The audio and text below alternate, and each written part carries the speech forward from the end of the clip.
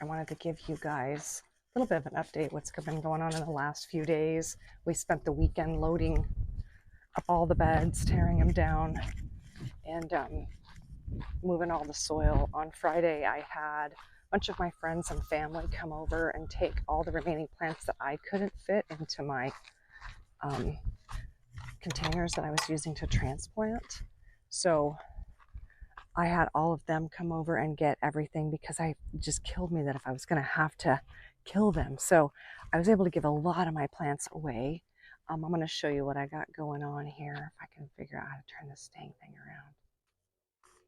You can see all the beds that were in here have been removed.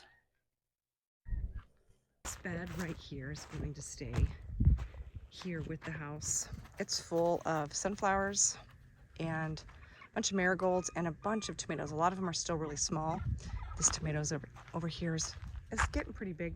This one and one of the other tomatoes is kind of loaded with a bunch of little green tomatoes.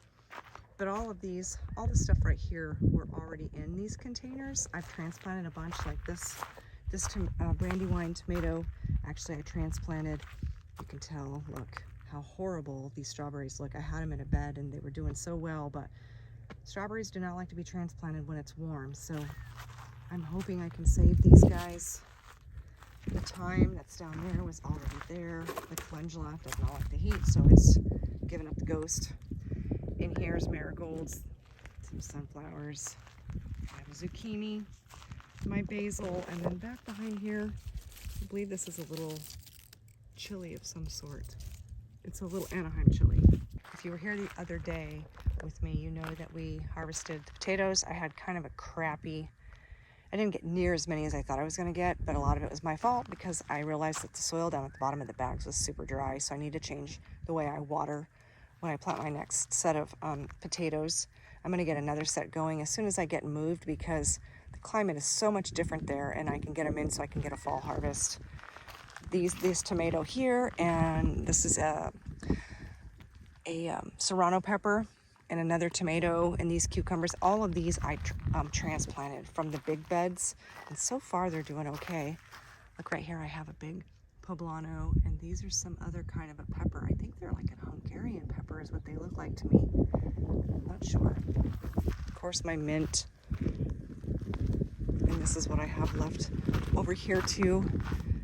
These I transplanted, and I'm actually shocked that they did so well. It's all the tomatillos. There was 2 tomatillo plants, and I put them in this pot. I transplanted them in the evening, and they seem to do much better if I did transplanted the stuff in the evening rather than if I did it in the morning. So anyway, let me show you what I put on my front porch. Tater, come on, are you coming? Let's go.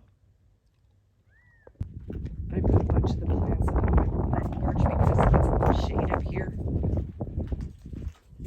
All my little planters. This is loaded with these all have flowers. A ton of herbs up here, and then of course I have lemon balm, more flowers. This is a big tomato. There's another tomato right there, and then my bell peppers. But I did put a lot of the stuff that I tried to transplant and save up here on my porch, just because it does get a lot of shade up here. And then I want to show you, we had planted 2 peach and 2 apricot. I think one is a Babcock peach and a Saturn peach, and there's 2 apricot trees. I'm not sure the varieties on those, and those are getting loaded with peaches and apricots. So I'll be able to definitely come back and harvest all of those so I can make a bunch of preserves and stuff. But let me show you how good these guys are doing. So if you look,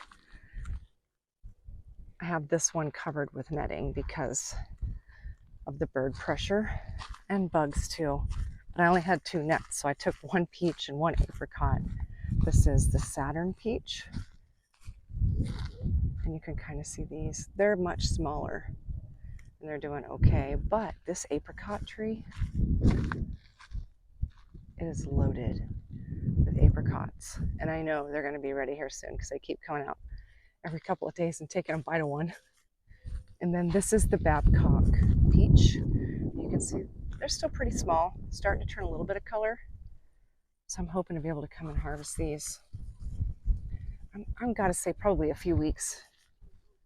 So we will be taking our chickens with us to the new location. Not sure how the logistics is all gonna work on that. We start moving stuff in on the 10th at the new place. I am gonna take my whole compost section and my compost because that stuff is like gold and it is ready to go in the new garden space when we get situated. Say hi to Tater right there, the new addition to the family. She's a little black English lab. Come on, Tater, let's go. That is the gist of what's going on here right now. We still have a lot to do. We have movers coming on the 12th to move the whole inside of the house. And we have some friends that are going to come with trailers and stuff and start moving a bunch of the outside stuff because we do have a ton of outside stuff that needs to go. So I'll keep you updated on transition into the new place and the setup of the new garden because I'm so excited. I mean, I'm super sad that I had to tear this whole garden down after it took me a year and a half to build it to what it was. But the new property is much bigger space, and I'm hoping to build a much bigger garden and start from scratch. And sometimes it's fun starting from scratch because you can change things that you did here that maybe you didn't like that you can do differently at the next place. So anyway, stay tuned if you want to hang out with me. Thanks for hanging out and watching this. And I'll keep you updated on how the new garden space is coming.